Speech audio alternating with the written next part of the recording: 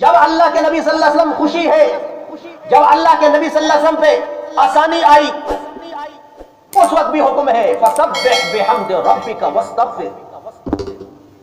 جب چاروں طرف سے لوگ جوگ در جوگ اسلام میں داخل ہونے لگے، اذا جاء نصر اللہ والفتح ورأیت الناس يدخلون فی دین اللہ افواجا، جب لوگ جوگ در جوگ، جماعت در جماعت دین میں داخل ہونے لگے، اسلام کو قبول کرنے لگے، تو اللہ کے نبی صلی اللہ علیہ وسلم بڑے خوش ہوئے۔ فرمایا اللہ میں کیا کروں؟ فرمایا فسبح بحمد ربک، تسبیح بیان کیجیے، پاکی بیان کیجیے، حمد بیان کیجیے، استغفار بیان کیجیے۔ تو گویا خوشی کے موقع پر بھی اللہ کی پاکی، اللہ کا ذکر کثرت سے کرنا، اور غمی کے بادل چھا جائے تو اس وقت بھی اللہ کی حمد و ثنا، ذکر و اذکار اور خصوصیت کے ساتھ تسبیح کرنی۔ یا ایھا الذین آمنوا، یا ایھا الذین آمنوا، اے ایمان والو، اذکروا اللہ ذکرا کثیرا، کہ اللہ کو یاد کرو کثرت کے ساتھ، بہت زیادہ یاد کرو۔ کیوں؟ فرمایا فذکرونی اذکرکم، تم مجھے یاد کرو گے میں تمہیں یاد کروں گا۔ جب تم پریشانی میں ہوگے، مصیبت میں آؤ گے، تو اللہ نے فرمایا میرا ذکر کرنا تمہارا کام ہے، اور تمہاری تمام مصیبتیں اور پریشانیوں کو دور کر دینا ہمارا کام ہے۔ اور فرمایا اذکروا اللہ ذکرا کثیرا وسبحوہ بکرۃ واصیلا، اور رب کی تسبیح بیان کرنی ہے، تسبیح پاکی والی۔ سبحوہ، سبح یسبح تسبیحا، یعنی اللہ کی پاکی بیان کرنی ہے، بکرۃ واصیلا، صبح و شام اللہ کی پاکی بیان کرنی ہے۔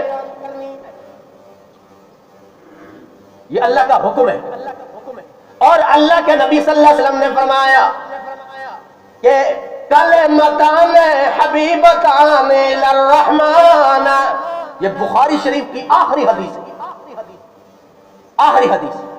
جب ختم بخاری ہوتا ہے تو یہ حدیث تلاوت کی جاتی ہے۔ فرمایا کلمتان حبیبتان الی الرحمن، دو کلمات ایسے ہیں کہ جو رحمان کو بڑے محبوب ہیں، رحمان کو بڑے محبوب ہیں، حبیبتان علی اللسان، زبان پہ بڑے ہلکے ہیں، لیکن کمال ان کا یہ ہے کہ ثقیلتان فی المیزان، میزان پہ، ترازو پہ بڑے بھاری ہیں۔ کون سے کلمات ہیں کہ زبان پہ بڑے ہلکے ہیں، اللہ کو بڑے محبوب ہیں، میزان کو بھرنے والے۔ فرمایا سبحان اللہ وبحمدہ سبحان اللہ العظیم، یہ کلمات پاک ہے اللہ، وبحمدہ، اس کے حمد کے ساتھ، اور فرمایا سبحان اللہ، پاک ہے اللہ جو عظیم ذات ہے۔ یہ اللہ کو بڑے محبوب کلمات۔ اور ہم نے عرض کیا نا کہ جب بھی اللہ کے نبی صلی اللہ علیہ وسلم پریشان ہوتے ہیں، کوئی مصیبت آئی، پریشانی آئی، کافروں کی طرف سے، مشرکین مکہ کی طرف سے، دشمنوں کی طرف سے جب بھی کوئی پریشانی کا سامنا کرنا پڑا، تو اللہ کریم نے فرمایا وَلَقَدْ نَعْلَمُ أَنَّكَ يَضِيقُ صَدْرُكَ بِمَا يَقُولُونَ، میرے پیغمبر ہم جانتے ہیں، ہمیں معلوم ہے یہ کافر آپ کو تانا دے رہے ہیں، کبھی آپ کو شاعر کہتے ہیں، کبھی آپ کو مجنو کہتے ہیں، کبھی آپ کو کذاب کہتے ہیں، نعوذ باللہ، کبھی آپ کے ساتھ مذاق کرتے ہیں، استہزاء کا راستہ۔ میرے پیغمبر ہم خوب جانتے ہیں یہ جو کہہ رہے ہیں دشمن، لیکن میرے پیغمبر فسبح بحمد ربک، آپ اپنے رب کی پاکی بیان کیجئے اور حمد بیان کیجئے، یعنی رب کا ذکر کثرت کے ساتھ کیجئے۔ وَقُم مِّنَ السَّاجِدِينَ، اور سجدہ کرنے والوں میں سے ہو جائیے، یعنی سجدہ بھی اور ذکر و اذکار بھی کرنا ہے کثرت کے ساتھ۔ اور فرمایا وَاعْبُدْ رَبَّكَ حَتَّى يَأْتِيَكَ الْيَقِينُ، اور اپنے رب کی عبادت کرنی ہے، اپنے رب کی عبادت کرنی ہے، یعنی نماز پڑھنی ہے۔ یا عبادت کی تین صورتیں ہیں، ایک زبان سے، ایک جسم و جان سے، ایک اپنے مال سے عبادت کرنا۔ مال والی عبادت بھی اللہ کے لیے، جسم والی عبادت بھی اللہ کے لیے، اور خصوصیت کے ساتھ یہ زبان والی عبادت بھی اللہ، جس کو قولی عبادت کہتے ہیں۔ قولی عبادت، فعلی عبادت اور مالی عبادت یہ اللہ کے لیے۔ تو فرمایا ان آیات میں اللہ نے تسلی دی اپنے پیغمبر کو، میرے پیغمبر آپ کا کام ہے اللہ کو یاد کرنا، تسبیح کرنا اور سبحان اللہ کہنا آپ کا کام ہے، اور آپ کے دشمنوں کو ہم بدنام کر دیں گے، ذلیل کر دیں گے، رسوا کر دیں گے، یہ حکم ہے۔ تو فرمایا اللہ کے پیغمبر صلی اللہ علیہ وسلم جب بھی پریشان ہوئے تو اللہ کی طرف سے تسلی نازل ہوئی کہ آپ نماز پڑھا کریں، ذکر کیا کریں، قربانی دیا کریں۔ جس طرح اللہ کے نبی صلی اللہ علیہ وسلم کا آخری بیٹا حضرت ابراہیم دم توڑ رہا ہے، ہاتھوں میں دم توڑ رہا ہے اور کافر تانا دے رہے ہیں یہ تو جڑ کٹائے، اس کا نام دنیا میں ہمیشہ نہیں رہے گا، کیونکہ والد کا نام اولاد کی وجہ سے زندہ ہوتا ہے۔ اگر والدین دنیا سے چلے گئے ہیں، اگر ان کی اولاد نیک ہے تو ان کا نام دنیا میں لیا جاتا ہے اچھے طریقے سے۔ اللہ کے پیغمبر صلی اللہ علیہ وسلم کا آخری بیٹا دنیا سے کوچ کر رہا ہے، فوت ہو رہا ہے، اور اللہ کے نبی صلی اللہ علیہ وسلم پریشان ہے کہ بیٹا فوت ہو رہا ہے، یہ بھی غم، اور تانا دینے والے تانا دے رہے ہیں، یہ بھی غم۔ جب غموں پہ غم آئے، مصیبت آئی، آلام آئے، تو اللہ کریم نے فرمایا اِنَّا أَعْطَيْنَاكَ الْكَوْثَرَ، میرے پیغمبر ہم آپ کو خیر کثیر عطا فرمائیں گے۔ ایک معنی یہ ہے خیر کثیر عطا فرمائیں گے، بہت سی خیر ہم آپ کو عطا فرمائیں گے میرے پیغمبر، پریشان ہونے کی ضرورت نہیں ہے۔ یا مراد اس سے حوض کوثر ہے، میرے پیغمبر ہم آپ کو حوض کوثر عطا فرمائیں گے آخرت میں۔ اللہ دنیا کے اندر یہ تو تانا دینے والے تانا دے رہے ہیں، اللہ میں پریشان ہوں، اللہ میں کیا کروں؟ اللہ نے فرمایا دو کام تو کر، دو کام میں کروں گا۔ میں دو کام کیا کروں گا کہ اِنَّا أَعْطَيْنَاكَ الْكَوْثَرَ، ہم آپ کو خیر کثیر عطا فرمائیں گے، حوض کوثر ہم آپ کو عطا فرمائیں گے، اور اِنَّ شَانِئَكَ هُوَ الْأَبْتَرُ، اور آپ کے دشمنوں کو ہی کو ہم بدنام کر دیں گے، بے نام کر دیں گے، دنیا میں اس کا نام لینے والا نہیں ہوگا۔ اور میرے پیغمبر آپ دو کام کون سے کریں؟ فَصَلِّ لِرَبِّكَ وَانْحَرْ، کہ آپ اپنے رب کی نماز پڑھیں اور قربانی دیا کریں۔ دو کام آپ کریں کہ جب پریشان ہو جائے نا تو اس میں کوئی مصیبت میں انسان گرفتار ہو جائے تو صدقہ کیا کرے، اور نماز کے اندر اللہ سے مانگنا چاہیے، نوافل پڑھنی چاہیے، کثرت کے ساتھ اللہ کو یاد کرنا چاہیے۔ اللہ کے نبی صلی اللہ علیہ وسلم کا یہی اسوہ ہے، یہی ہمارے لیے نمونہ ہے۔ تو اللہ کے نبی صلی اللہ علیہ وسلم پریشان ہوئے، اللہ کریم نے فرمایا میرے پیغمبر آپ اللہ کی تسبیح بیان کیجئے، اللہ کا ذکر کیا کریں۔ یا ایھا الذین آمنوا استعینوا بالصبر والصلاۃ ان اللہ مع الصابرین۔ فرمایا میرے پیغمبر جب آپ پریشان ہو جائے تو استعینوا اللہ سے مانگا کریں بالصبر والصلاۃ، صبر کر کے اور نماز پڑھ کے اللہ سے مانگا کریں.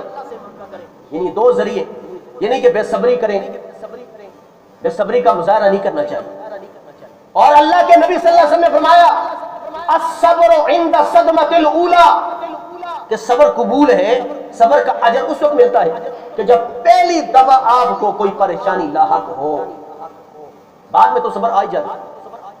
ادھر آپ کو خبر پہنچی کسی محبوب کی، کسی قریبے کی فوتگی کی، یا آپ کو دنیا کا نقصان ہو گیا، اس وقت کہنا چاہیے انا للہ و انا الیہ راجعون.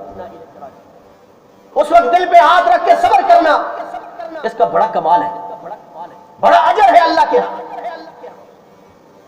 تو صبر کرنے کا حکم دیا ہے اور ساتھ تسبیح کرنے کا حکم دیا، خوشی ہو یا غمی ہو. اللہ کے نبی صلی اللہ علیہ وسلم پریشان ہوتے ہیں تو سبحان اللہ کثرت کے ساتھ پڑھا کرتے ہیں. اور ہم نے عرض کیا کہ یہ کلمات چند کلمات ہے، لیکن اس کے انوار و تجلیات بہت زیادہ. اب مفسرین نے سبحان اللہ کے کچھ معنی کیے ہیں کہ یہ ایسے کلمات ہیں 33 مرتبہ سبحان اللہ، 33 مرتبہ استغفر اللہ، 34 مرتبہ اللہ اکبر جو کہتا ہے. اللہ کے نبی صلی اللہ علیہ وسلم فرمایا صحابہ کوئی یہ چاہتا ہے کہ 1000 نیکی وہ روزانہ کمائے، تو صحابہ کرام نے فرمایا کیوں نہیں؟ اللہ کے نبی صلی اللہ علیہ وسلم فرمایا 100 مرتبہ سبحان اللہ کہنا، یا دوسری روایت میں آیا 33 مرتبہ سبحان اللہ کہنے والا فرمایا اللہ کے ہاں اس کے نامہ اعمال میں روزانہ 1000 نیکی لکھی جاتی ہے اور 1000 گناہ اس کے معاف کر دیے جاتے ہیں. کتنا ٹائم لگتا ہے یہ سبحان اللہ؟ اب سبحان اللہ تو زبان سے کہا، معنی کا پتہ ہی، معنی کا بھی پتہ ہونا چاہیے. جس طرح نماز کے اندر کھڑے ہوتے ہیں نا، اللہ اکبر نماز شروع کرتا ہے تو پہلا جملہ زبان پہ آتا ہے سبحانک اللہم وبحمدک وتبارک اسمک وتعالی جدک ولا الہ غیرک. یعنی اللہ کی تسبیح اور پاکی بیان کرنے سے نماز کو شروع کرتا ہے. اور جب قرات شروع کی، قرات ختم کرنے کے بعد، سورت ملانے کے بعد جب رکوع میں جاتا ہے تو کہتا ہے سبحان ربی العظیم، اللہ تو پاک ہے، اللہ جو میرا رب ہے وہ پاک ہے، وہ عظیم ذات ہے. گویا رکوع کے اندر بھی اسی تسبیح کو بیان کیا جاتا ہے. اور جب سر اٹھاتا ہے سمیع اللہ لمن حمیدہ ربنا لک الحمد، اللہ اکبر سجدے کے اندر جاتا ہے تو کہتا ہے سبحان ربی الاعلی، میرا رب پاک ہے، رب پاک ہے جو اعلی رب ہے، میرا پروردگار جو اعلی ہے، عظیم ہے، وہ پاک ہے. اب ہم نے عرض کیا تھا کہ سبحان کا معنی پاک، تو مفسرین نے اس کے مختلف معنی کیے. پہلا معنی کیا ہے سبحان کا، پہلا معنی فرمایا سبحان اللہ، اللہ سبحانہ و تعالی کی ذات ہر عیب، ہر نقص سے، ہر کمزوریوں سے پاک ہے، ہر عیب سے پاک ذات ہے وہ اللہ، ہر نقص سے وہ پاک ذات ہے، ہر کمزوریوں سے پاک ہے. انسان پہ کمزوریاں آتی ہیں، اللہ کمزوریوں سے پاک ہے. انسان میں عیب پائے جاتے ہیں، اللہ عیب سے پاک ہے. اللہ محتاجیوں سے پاک ہے. نیند والی محتاجی ہمیں آتی ہے، اللہ نیند والی محتاجی سے پاک ہے. بھوک ہمیں لگتی ہے، پیاس ہمیں لگتی ہے، اللہ اس کمزوری سے پاک ہے. ہم بھول جاتے ہیں، رب ذوالجلال کبھی بھولتے نہیں ہیں. اس لیے تو فرمایا اللہ یذل ربی ولا ینسا، اللہ نہ بھٹکتا ہے نہ اسے کبھی بھول چوک ہوتی ہے، بھول چوک سے بھی پاک ہے، بھٹکنے سے بھی پاک ہے۔ لا تأخذه سنة ولا نوم، اور اسے کبھی نیند بھی نہیں آتی ہے اور اسے کبھی اونگ بھی نہیں آتی ہے۔ حضرت موسیٰ کلیم اللہ علیہ السلام کوہ طور پہ تشریف لائے، ایک دن عرض کرتے ہیں ربا یہ نیند کے اندر تو اطمینان ہے، سکون ہے، اور تو نے تو کائنات کے اوپر یہ لباس، یہ رات والا لباس اس لیے تو نے یہ ان کے اوپر ڈالا ہے تاکہ کائنات کے اندر ہر مخلوق آرام کرے۔ تسکین ہے، آرام ہے، سکون ہے۔ اللہ تجھے نیند کیوں نہیں آتی ہے؟ اللہ تمہیں اونگ کیوں نہیں آتی ہے؟ اللہ کریم نے فرمایا موسیٰ کلیم اللہ علیہ السلام اپنے ہاتھ میں پیالہ لے کر کھڑے ہو جا، پانی کا پیالہ اپنے ہاتھ میں لے کر کھڑے ہو جا۔ حضرت موسیٰ کلیم اللہ علیہ السلام ہاتھ میں پیالہ پانی کا لے کے کھڑے ہو گئے۔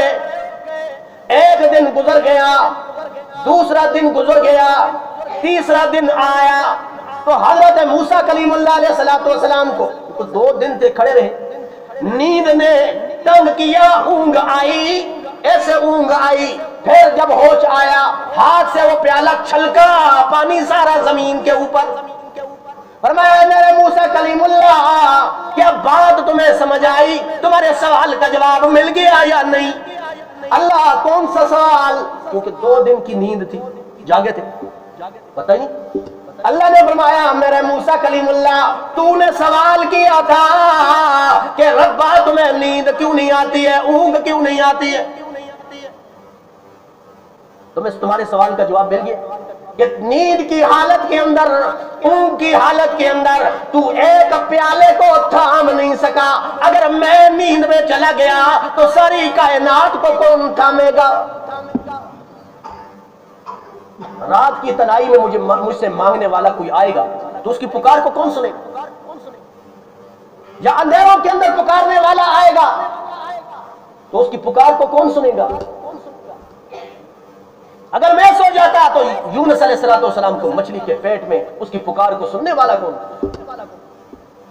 اگر میں سو جاتا تو 3 خولوں کے اندر اس کیڑے کی پکار سننے والا کون؟ تو اللہ کمزوریوں سے پاک ہے، اللہ عیوب سے پاک ہے، اور اللہ محتاجیوں سے پاک ہے۔ ہم سب اللہ کے فقیر ہیں، اللہ کسی کا محتاج نہیں۔ اس لیے تو فرمایا انتم الفقراء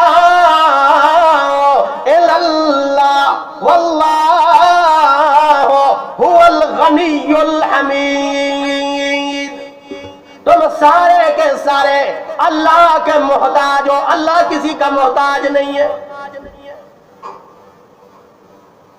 حضرت موسیٰ کلیم اللہ علیہ السلام فرعون کی اس سلطنت سے بھاگے، قتل کا الزام لگا، حضرت موسیٰ کلیم اللہ بھاگتے گئے اور کئی دن اور کئی راتیں بھاگتے گئے، حتیٰ کہ ایک کنویں پہ پہنچے، وہاں پہ کچھ لوگ پانی بھر رہے ہیں، اور مشہور واقعہ ہے حضرت موسیٰ علیہ السلام نے چند وہاں پہ کچھ عورتیں کھڑی تھیں، ان کے جانوروں کو پانی بھی پلایا اور خود سائے کے اندر آگے اور دعا کرنے لگے، اے ربا میں تیرے در کا محتاج ہوں، اور دوسرے معنی یہ کیا ہے اللہ میں محتاج ہوں، روٹی چاہیے، کھانا چاہیے، پانی تو کنویں سے پی چکے تھے، اللہ روٹی چاہیے۔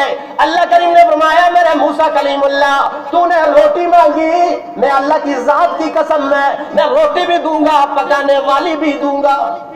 حضرت شعیب علیہ السلام کی 2 بیٹیاں، جب واپس وہ گئی گھر تو شعیب علیہ السلام نے کہا آج پہلے آ گئی، کہا ایک اللہ کا بندہ آیا، اس نے ہماری بکریوں کو پانی پلا دیا، تو شعیب علیہ السلام نے کہا جاؤ اسے بلا کے لاؤ، بلا کے لائی، اور سورہ قصص کے اندر یہ واقعہ موجود ہے۔ انہوں نے کہا، بچیوں نے کہا ابا جان اس کو اپنے گھر میں ملازمت پہ رکھ دے، کیونکہ ایمانداری بھی اس کے اندر ہے، قوت بھی ہے، طاقت بھی موجود ہے۔ حضرت شعیب علیہ السلام نے کہا کہ میں، یہ تو کہہ رہی ہے ملازمت پہ رکھے، میں ایک بچی کا نکاح تمہارے ساتھ کروں۔ فرمایا محتاجیوں سے پاک اللہ کی ذات ہے، پہلا معنی یہ کیا۔ اور انسان بھولتا ہے، رب بھولنے سے پاک ہے۔ انسان سوتا ہے، رب سونے سے پاک ہے، اونگ آنے میں، کمزوری آنے میں پاک ہے۔ اللہ کریم نے فرمایا سبحان ربک رب العزت عما یصفون وسلام علی المرسلین والحمد للہ رب العالمین۔ پہلا معنی کہ اللہ محتاجیوں سے پاک، کمزوریوں سے پاک۔ سبحان ربک، رب تمہارا پاک ہے، رب العزہ، وہ رب عزتوں کا مالک ہے، اما یصفون، جو یہ لوگ کہہ رہے ہیں رب کسی سہارے کا محتاج نہیں ہے۔ جب ساری کائنات کو رب نے بنایا تو رب کا کوئی مددگار نہیں تھا، رب کا کوئی معاون نہیں تھا۔ تو فرمایا پہلا معنی یہ کیا ہے کہ اللہ محتاجیوں سے پاک، کمزوریوں سے پاک ہے۔ جس طرح اللہ کے پیغمبر صلی اللہ علیہ وسلم پہ اعتراض کرنے والوں نے اعتراض کیا، یہ سورت کا نام سورہ بنی اسرائیل، اور 15واں سپارہ فرمانے لگے وَقَالُوا لَن نُؤْمِنَ لَكَ حَتَّى تَفْجُرَ لَنَا مِنَ الْأَرْضِ يَنبُوعًا۔ اعتراض کرنے والوں نے پہلا اعتراض یہ کیا کہ ہم ہرگز آپ پہ ایمان نہیں لائیں گے یہاں تک کہ عرب کی پتھریلی زمین سے پانی کا چشمہ آپ جاری کر دیں، تب ہم آپ کو اللہ کا نبی مانیں گے۔ او تکون لک جنت من نخیل وعنب فتفجر الانہار خلالها تفجیرا۔ آپ کے کھجوروں کے اور انگوروں کے باغ ہو، تب ہم آپ کو اللہ کا نبی مانیں گے۔ اور صرف کھجوروں اور انگوروں کے باغ بھی نہیں قبول، بلکہ اس کے درمیان میں نہریں بہتی ہو۔ تقاضا دیکھیں، اور فرمایا او تسقط السماء كما زعمت علينا كسفا، یا دیکھتے ہی دیکھتے آپ آسمانوں پہ چڑھ جائیں، سارے دیکھ رہے ہو، اور آپ آسمان پہ چڑھ جائیں اور آسمان سے، ہمارے اوپر آسمان سے ایک ٹکڑا گرا دے، یا اگر ایسا بھی نہیں کر سکتے تو او تأتی باللہ والملائکۃ قبیلا، یا یوں کرے کہ اللہ کو بھی ساتھ لے آئیں، فرشتوں کو بھی ساتھ لے آئیں، قبیلہ جو ایک جرگے کی صورت میں ہمارے پاس آ جائے اور کہے کہ یہ مان لو جی میرا پیغمبر ہے، تب ہم مانیں گے۔ اگر ایسا بھی نہیں کر سکتے تو او یکون لک بیت من زخرف او ترقی فی السماء، یا ایسے بھی نہیں کر سکتے تو یوں کرے کہ آپ کا ایک عالیشان سونے سے جڑا ہوا، موتیوں سے جڑا ہوا آپ کا ایک عالیشان محل بن جائے، ہم تب اللہ کا نبی آپ کو مانیں گے، اللہ کا پیغمبر تب مانیں گے۔ او ترقی فی السماء، یا آسمان پہ چلے جائیں، آسمان پہ چلے جائیں اللہ کے پاس۔ اور فرمایا وَلَن نُؤْمِنَ لِرُقِيِّكَ، اور صرف آسمان پہ چڑھنا، آسمان پہ جانا یہ بھی ہمیں منظور نہیں، ہم پھر بھی نہیں مانیں گے۔ حَتَّى تُنَزِّلَ عَلَيْنَا كِتَابًا نَقْرَؤُهُ، وہاں سے ایک لکھی ہوئی کتاب اللہ کے پاس سے ہمارے لیے اسپیشل لے جس میں ہمارا ذکر ہو سکے۔ اس قرآن کو ہم ماننے کے لیے تیار نہیں ہیں، یہ تو ہمارے بتوں کو برا بھلا کہنے والا ہے، یہ تو ہمارے آبا و اجداد کو برا بھلا کہنے والا ہے، یہ تو شرک کی تردید کرنے والا ہے، توحید کا اثبات کرنے والا ہے۔ یہ قرآن تو عالی شان کتاب ہے، اور ہدایت میں आला किताब है, अक़वम किताब है, अजीब किताब है। तो फरमाया ये किताब हमें मंजूर नहीं है। अल्लाह करीम ने फरमाया ये जितने भी एतराज इन्होंने किए कि आसमानों पे चढ़ जाएं, आसमानों से हमारे ऊपर टुकड़ा गिरा दें, या आपका आलीशान महल बन जाए, या आपके खजूरों के अंगूरों के बाग बन जाए और दरमियान में नहरें बहती हो, ये जितने भी इन्होंने तकाज़े किए हैं, मेरे पैगंबर कुल इन्हें एक ही जवाब दीजिए, सुबहान रब्बी, सुबहान रब्बी, मेरा रब पाक है, शरीकों से पाक है, कमजोरियों से पाक है। अगर ये तकाज़ा मैं पूरा करने वाला होता तो अल्लाह का शरीक बन जाता। तो सुबहान रब्बी, मेरा रब शरीकों से पाक है। और आप कौन है? आपका तारफ क्या है? फिर आप कौन हुए? मैं हल कुन्तु इल्ला बशरन रसूला, मैं सिर्फ बशर हूं, इंसान हूं और अल्लाह का पैगंबर हूं, अल्लाह का रसूल बनाकर भेजा गया हूं। तो जब भी अल्लाह के नबी सल्लल्लाहु अलैहि वसल्लम परेशान होते हैं तो अल्लाह की तरफ से तसल्ली आसमानों से नाज़िल होती है और रब्बे जुल जलाल आसमानों से ये तसल्ली नाज़िल करते हैं और कहते हैं मेरे पैगंबर आप सिर्फ सुबहान कहा करें कि ये जो जितने भी तकाज़े तुम करते हो, जितने भी आप एतराज करते हो, मेरा वकील वो अल्लाह की जात है जो ऐबों से पाक जात है। तो फरमाया अल्लाह करीम ने लौ काना फीहिमा आलिहतुन इल्लल्लाह लफसदता, अगर कायनात के अंदर अल्लाह के अलावा भी कोई इलाह होता तो फसाद आ जाता। तो फरमाया फसुबहानल्लाह रब्बिल अर्श अम्मा यसिफून, बस पाक ज़ात अल्लाह, शरीकों से पाक ज़ात अल्लाह, रब्बिल अर्श अम्मा यसिफून, वो अर्श का मालिक है, परवरदिगार है, उनसे पाक है जो ये लोग बना रहे हैं। कभी रब के साथ सहारे बनाते हैं, कभी रब के साथ वसीले बनाते हैं। कहते हैं बादशाह जी अल्लाह डायरेक्ट हमारी सुनता नहीं है तो इनकी मोड़ता नहीं है। हाँ हुना शफा शुबा हाउना इंदल्लाह, हमारी इनके आगे, इनकी अल्लाह के आगे, अल्लाह डायरेक्ट हमारी सुनता नहीं है। अल्लाह ने फरमाया जालिमों, अल्लाह सुनता नहीं तो समी और अलीम और बसीर वाली सिफतें कहां गई? कि अल्लाह सुनने वाली जात है, अल्लाह देखने वाली जात है, अल्लाह जानने वाली जात है। इस सिफात का गोया इनकार किया गया। कहते ना जिस तरह छत पे चढ़ना हो तो सीढ़ी की जरूरत होती है और अफसर को मिलना हो तो पहले चपरासी की जरूरत होती है, उससे मिलना पड़ता है। अल्लाह ने फरमाया नहनु अक़रबु इलैहि मिन हब्लिल वरीद, अल्लाह तो शाहरग से ज्यादा नजदीक है, शाहरग से ज्यादा नजदीक। मानते हैं छत पे चढ़ना हो तो सीढ़ी की जरूरत है, क्यों? इसलिए कि छत दूर है तब सीढ़ी लगानी पड़ती है।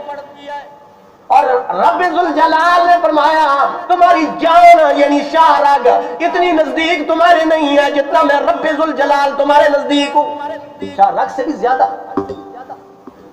मानते हैं कि अफसर को मिलना हो तो चपरासी की जरूरत पड़ती है, लेकिन अफसर को पता नहीं होता कि मेरे दर पे कौन आया, दरवाजे पे कौन आया। रब तो जानने वाला है, वो तो अलीम है, वो तो बसीर है, वो तो समीज़ात है। हर एक की हर आन सुनने वाली जात सिर्फ अल्लाह की।